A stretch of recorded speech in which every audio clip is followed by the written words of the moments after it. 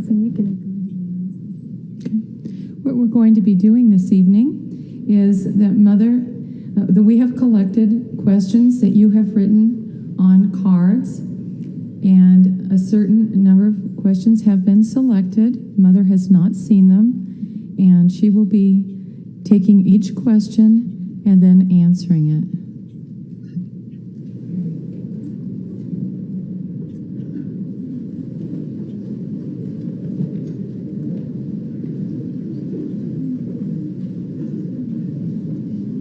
I'm just going to go ahead and start because it doesn't matter if you're coming in. You can all hear me, right? I could shuffle the deck here, right? What's so funny? You're all laughing at me again, okay?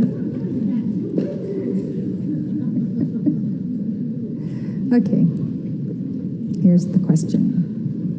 I am an identical mirror twin. Can you give some teaching on the karma of twins?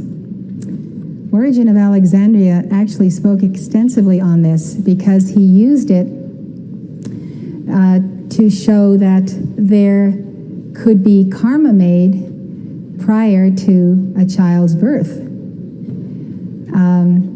Jacob and Esau were warring in their mother's womb. And so one or the other came out first, and the one who came out first was always over the other one. So Jacob was always over Esau.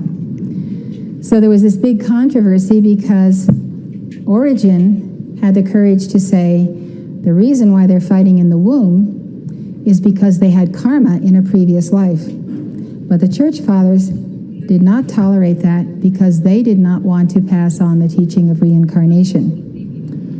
I would say in general then that the karma of twins in the womb can be very good karma, can be that they're very close to one another and they have a destiny to fulfill together. Or it could be the same type of thing. They have a karma together that started in the womb, and therefore this person might be an identical twin on that count. Obviously, I cannot search the mind of God and discover this question for you individually. Okay.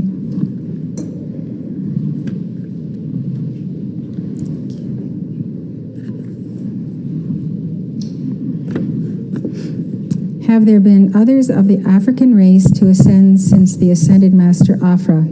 If so, have any of them been of African American descent?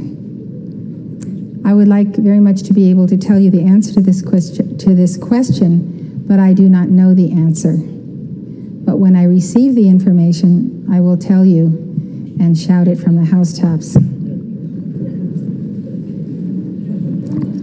So far, I don't know two of the answers. We'll see what happens. If one backslides and sins due to an addiction, how does one get back on the path and balance the karma? As we know, addictions come in all kinds and colors, and some people have very private addictions and some have open addictions. In most addictions, unless you are a Chela, the Ascended Masters, you decree and so forth. But in most of these addictions, we need help. And today, more than ever, in the world, in the United States, there is a lot of help for people who have addictive personalities or are addicted to drugs, sex, perverted sex, alcohol, all kinds of addictions that people have.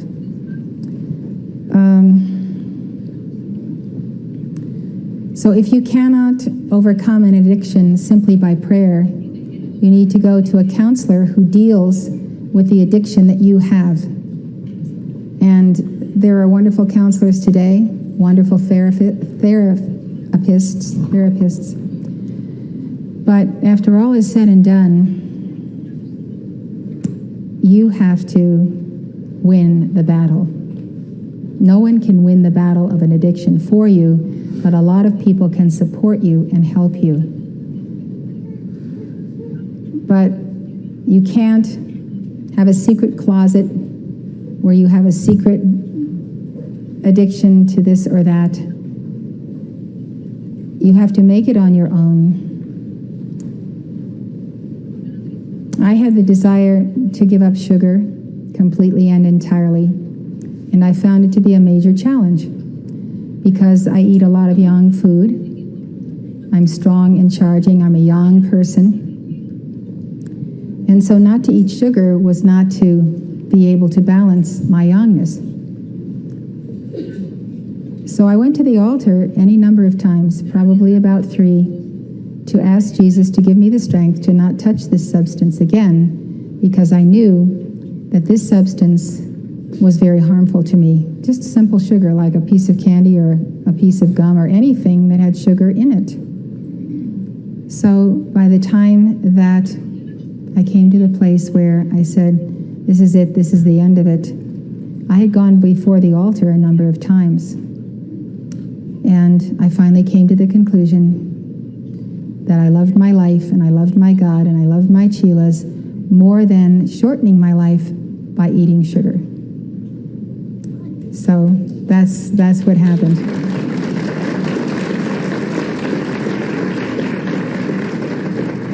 So if you have an addiction and you appeal to Jesus, remember that He is forgiving. And if you don't go back to Him and go back again and again because you are ashamed of something that you do, well, you're not taking advantage of the most glorious Prince of Peace that is in our midst. So really, you have to go to the altar of God if you want to have done with a situation or an addiction in your life. I don't intend to eat my son's birthday cake on his birthday either. I simply cannot do it. An addiction is something that you have to stop entirely. You can't go back and nibble here and nibble there. It just does not work. This says, if a soul has not found joy in life and expresses a desire to go through the second death when they die, would they be allowed to?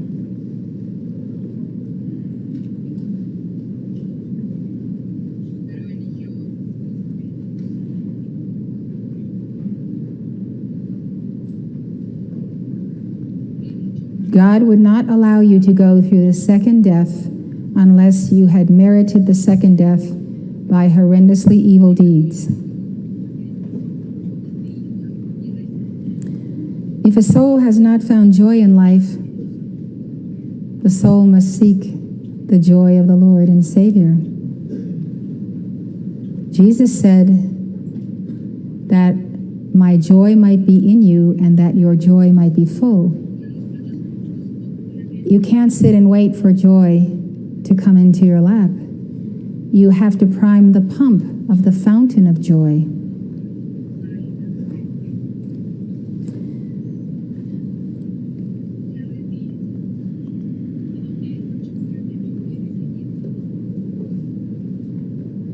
If you know someone who desires to go through the second death, and that one does not want to hear of anything else, the best you can do is to give daily calls to Estrella, bind the dweller on the threshold of that one, bind the demons and discarnates who are around that one. Do everything you know how to do that you have been taught to help someone. Ultimately, the individual has free will.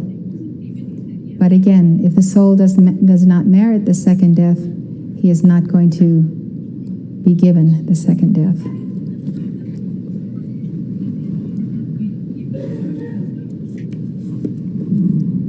Do angels have free will? The angels of God in heaven have free will. They subordinate themselves to the hierarchies above them, and they minister unto us who call upon them. So, in the sense that we command an archangel to bind the fallen angels, we are giving a command to that archangel. The Apostle Paul tells us, know ye not that ye shall command angels? If so, how much more that you must do as sons and daughters of God? So we have been told to command the archangels to bind death and hell in the earth, to bind the fallen ones, etc., etc. So God has said, that his sons and daughters may command angels. And when the sons and daughters command the angels, and that command is to fulfill the law of God, to fulfill the mandate of the son or daughter of God, and it is lawful for the angels to perform this, then they will do it. Angels will not perform deeds that violate God's laws. In that sense of the word, they have free will to not give you what you are asking for because it violates the law of God. So we are expected to command angels. I was talking with some people some time ago, and these are people who read the Bible all the time and can quote the whole Bible. But they were not aware of this verse of the Apostle Paul in Corinthians. Know ye not that ye will command angels, that ye shall command angels. And so I pointed that out, and I realized to myself it must be the case that in certain churches, Protestant churches, people have not been given this understanding. But you see, how can we fight the warfare of Armageddon without the angels? We can't. It says that let's see.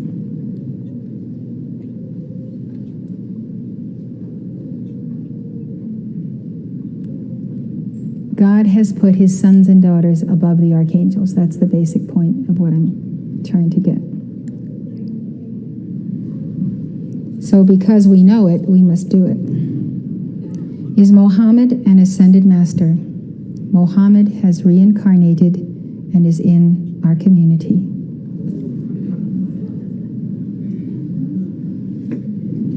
If one is psychologically burdened or imbalanced, what are the most important decrees to give?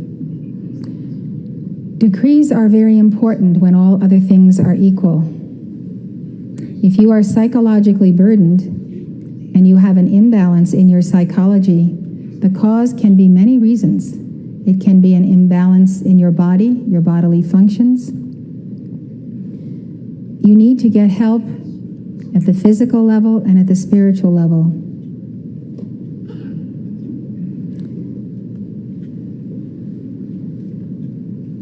You can do a lot of decrees for the transmutation of the records that have caused a difficult psychology.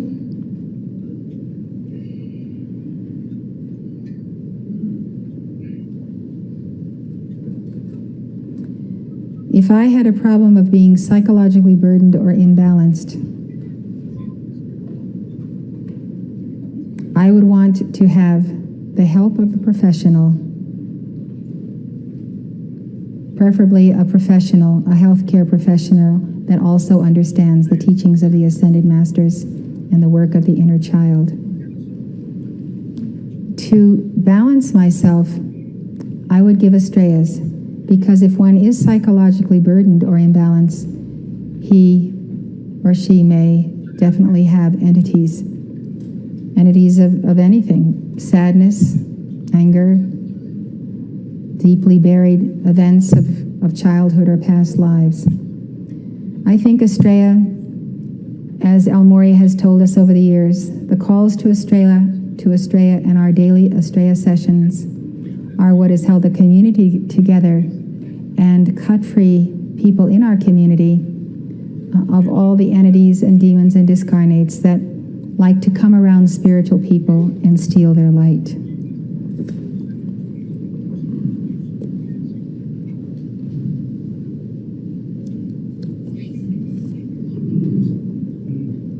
What is man that thou art mindful of him, and the Son of Man that visitest him? Thou hast made him a little lower than the angels, but crowned him with more glory. That's the verse I wanted to give you in the understanding of why we can command angels. It's a little late and I didn't get it right away. Is it worthwhile to decree while you're doing other things, or if you're not in the mood? Or if you're not in the mood? I have to read this one again. Is it worthwhile to decree while you are doing other things? Or, I guess it means if you're not in the mood to decree, should you decree anyway? Yes, absolutely decree if you're not in the mood to decree. That's exactly when you have to decree, for sure. That's when we all resist decreeing, right? There's something that says, oh, I don't want to decree. It is worthwhile to do decrees while you're doing other things. And one thing about the short mantras and the Krishna mantras and all of our decrees is that when you know them so very well, you can say those decrees, be conscious of what you're saying, but also carry out tasks that you perform with your hands and other things that you're doing. I love to decree anytime, anywhere. It's very important. Every time you decree, you could be saving a soul, somebody that's just in the depths of despair, and because you're decreeing, that soul will make it. So always decree whenever you have a chance. It's just the most important thing. And you earn your stripes because you are saving souls, and that means you're also balancing karma by your good works of helping those. Please help us to understand the importance of arising by 5 a.m. and giving our decrees. This is a wonderful request that Saint Germain made at the Easter class. And the reason he said this is that if we get up at 5 o'clock and we give our decrees for an hour or whatever length we choose, we are transmuting the day before the day gets underway. We have already transmuted a very important part of that day. So we have helped the world and helped Saint Germain to get rid of that junk and that effluvia, which is going to go right back into the world and into the people. But because we're there at 5 a.m., we have this tremendous opportunity. If we have the time to do it for 1 hour with intense violet flame decrees, all kinds of things will not happen in the world because you took that 5 a.m. period of time. Because a lot of people aren't up by then. A lot of people aren't into their mischief yet. And so it's a perfect time to decree. The atmosphere is clear, the birds are singing, you have this calmness on the face of the earth because there's not all these minds thinking how they're going to make money, how they're going to cheat each other, how they're going to do all these things. So if you can go to bed early and decree at 5 a.m., that's the greatest time of the day that you can help Saint Germain and the planet and the chelas the most. What do the Ascended Masters teach about organ donation?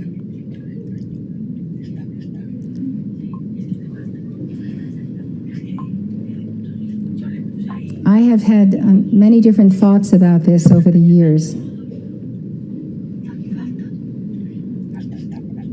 And I am somewhat ambivalent regarding the answer.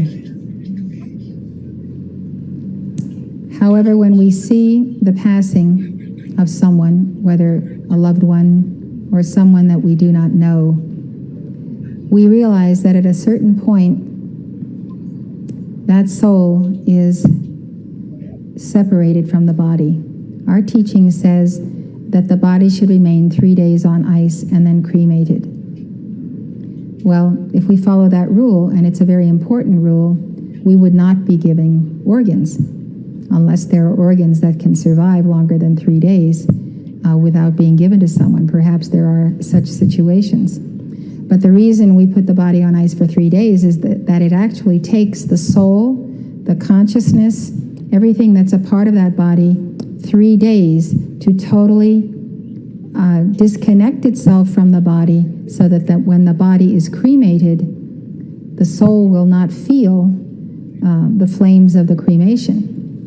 So this is a rule that we have steadfastly kept and that the Ascended Masters have given to us. So I don't know enough about organ donation to know when organs can be donated on the 4th day. So that's as much as I know about that. What does it mean to say that a soul is a young soul? A soul is considered usually a young soul if they have come in during the latest root race, which would be the 6th root race. So many times we see those in the past 2,000 years, we speak of them as young souls because they were in the 6th dispensation. whereas older souls came in the 4th dispensation and the 5th dispensation. So young souls may not have experienced as much, may not have as much in their causal body, may not have as much mental development and so forth, because it can take thousands upon thousands of years for those faculties to mature and for souls to have the experiences that they need to have to ripen and mature. So a young soul is a soul that has not been in embodiment too many times. Who created evil? The fallen angels created evil. Would aliens be able to abduct someone who decrees regularly? Well, it depends the regularity of your decrees. It depends on a lot. If you are vulnerable to aliens because you have some connection to them, some tie to them that you may not even know about. The point about aliens is they're around. Believe me, they're around. I won't go into all of my encounters I've had, but my encounters are always at the altar where I perceive their attack and I go to work with my sword and I give my decrees until the situation has been dealt with. But whether or not someone can be abducted who decrees regularly depends in large part about the power of your decrees and how you have protected yourself by obeying the laws of God. When we obey the laws of God, then the archangels protect us. When we're disobedient to those laws, we break those laws, whether they're spiritual, material, whether we compromise here, we compromise there. That makes us vulnerable. If you don't want to be vulnerable to evil, then you have to live by the cosmic honor code of God and not think that you can step over the line just a little bit and it'll be okay, because when you step over the line a little bit, you're opening the door for the alien to get in. I mean, I've seen spacecraft follow me, from one end of the earth to the other. I've seen it for years. I get out my sword, I make my calls, I do my judgment calls, and I tell them they have no power over me. But I don't take the situation lightly at all, and you shouldn't either. Krishna expressed, I believe, that we should be hid with Christ in God. We should be sealed inside of God on earth, because earth is a very dangerous place to be living in at this time. And I believe it's going to get more dangerous.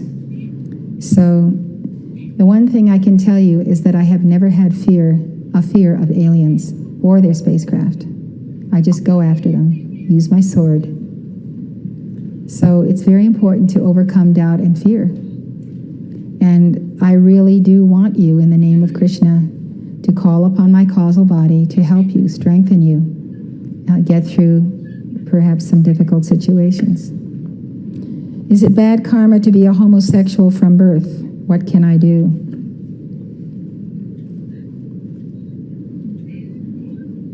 Well, let's not talk about homosexuality as good or bad. Let's talk about it as a state we find ourselves in. If you want to be free from the path of homosexuality, you have to deal with all four lower bodies. You have to deal with the proper foods. For instance, if you are a male,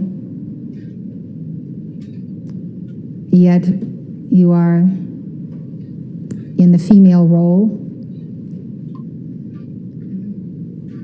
you need to see yourself as putting on your manhood and your Christhood by eating foods that make people more masculine. So food and the physical body level is very important, and Stephen Acuff can tell you a lot about this subject. I have received lesbians and homosexuals in this community. Some of them are among my most precious staff over the years. Some of them are in various parts of the organization. And any numbers of them have overcome the burden that they want to overcome. Again, with the calls to Estrella, with a violet flame, with the proper diet, the proper physical exercise, and balancing in all things. There is no question that there is a war that is being waged inside of the individual who is a homosexual or a lesbian, and it's a tremendous war. And I have done clearances and work for people who wanted to be cleared, and I have seen in the work of exorcisms that I have done of a tremendous battle going on when I would wield my sword to bind the entity, the force, the whatever evil demon is a part of that person that is entrenching this person and keeping that person enslaved to this path. So there's no question about it. If you want to no longer be involved in homosexuality, you have come to the right place, because it is the decrees of Almighty God and the intercession of the Masters, and it is the imploring of God. And when you make up your mind that this is what you're going to do and become, and you fight with all your might to accomplish it, and give God the honor of helping you, He will do that. So there's no such thing as anyone not being able to change if they want to. It's a question of how hard and how long are you willing to wage this war until you have put this thing under your feet, until you have put Satan under your feet. And if you want to wage that war, I will help you. But it is a war, believe me. If God has shown you the person you are to marry and that person is not interested, what do you do?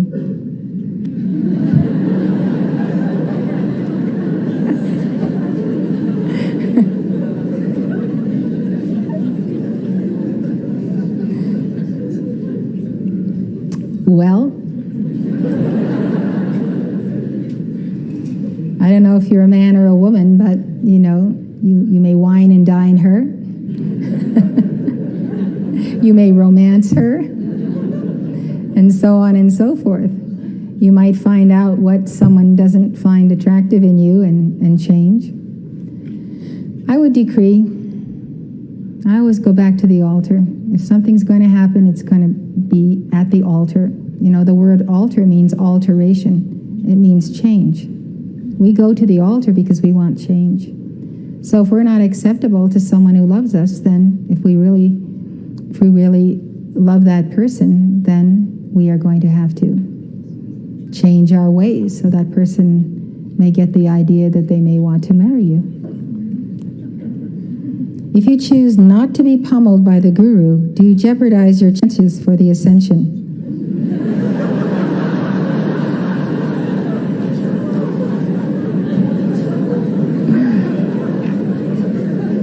El Morya has the answer.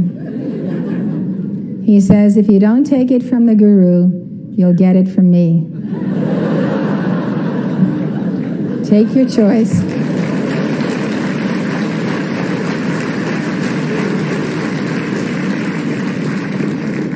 Everybody has to be pummeled. I was pummeled. I went through that for quite a number of years under El Morya and Lanello, and they wouldn't let me get away with a thing. Why don't you want to be pummeled? Why wouldn't you want to be pummeled? I don't understand it. What are you doing on the path of Chilaship? I don't get it. You have to be pummeled if you want to get to heaven. You think you're a saint or something?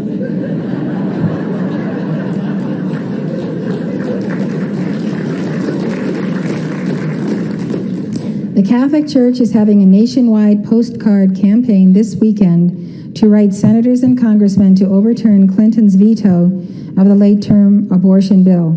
They will do this from the pulpit and speak out. I was told that this church couldn't take a political stand. Why can the Catholic Church do this and we can't? Because the Catholic Church has power and influence. That's why. The stand we have to take is a stand as individuals. It's a stand as individuals. It's a political situation.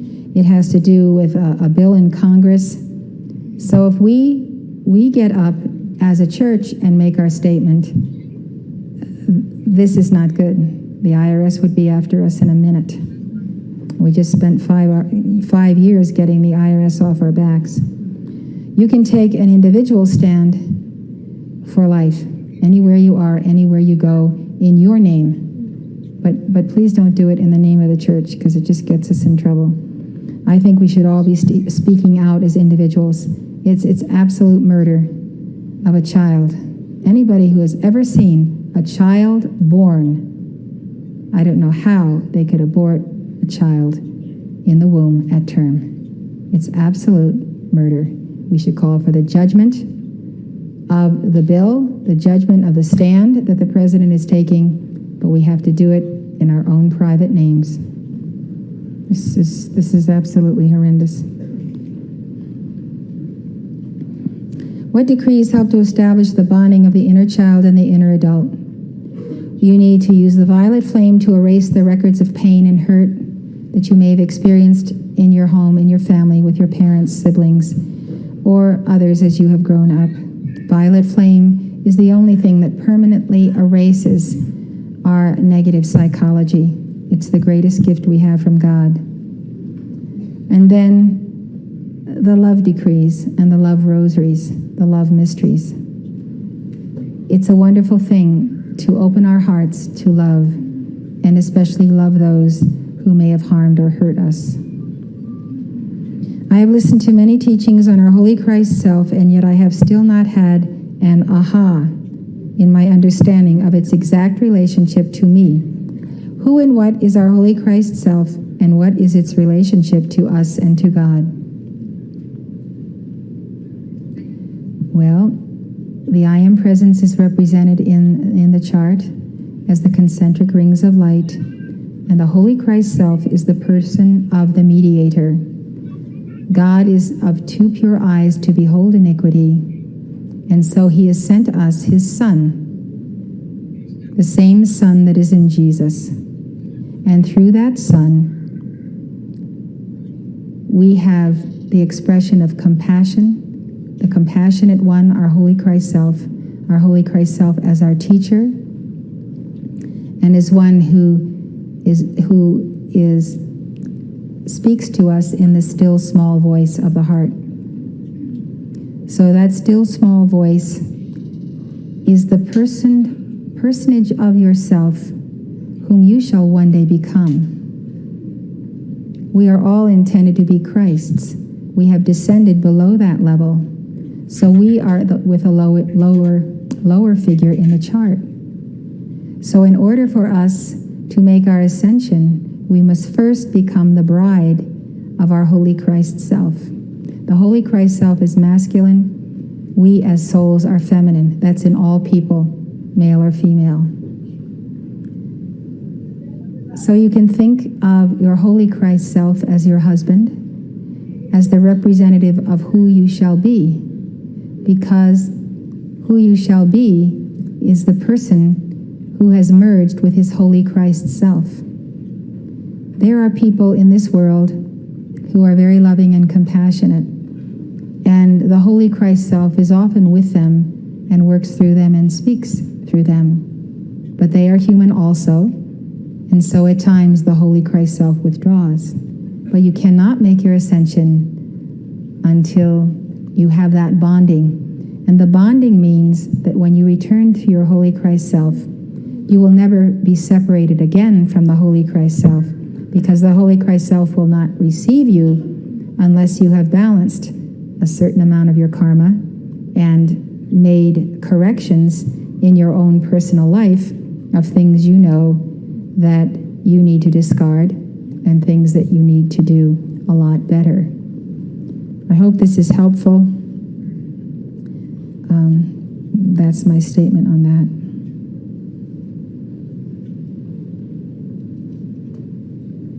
This question is, what happens to the Holy Christ self if the soul goes through the second death? We might also ask, what happens to one's twin flame if that twin flame goes through the second death? The same thing, it's the same thing, whether the person that is being betrayed is an ascended master a Christed one or a human being. If your other half goes through the second death, then God provides for you at a certain point in time and space, or a certain point in heaven, provides for you a new soul who will be your counterpart in your twin flame. Nevertheless, it is very painful to go through a situation where your twin flame goes through the second death.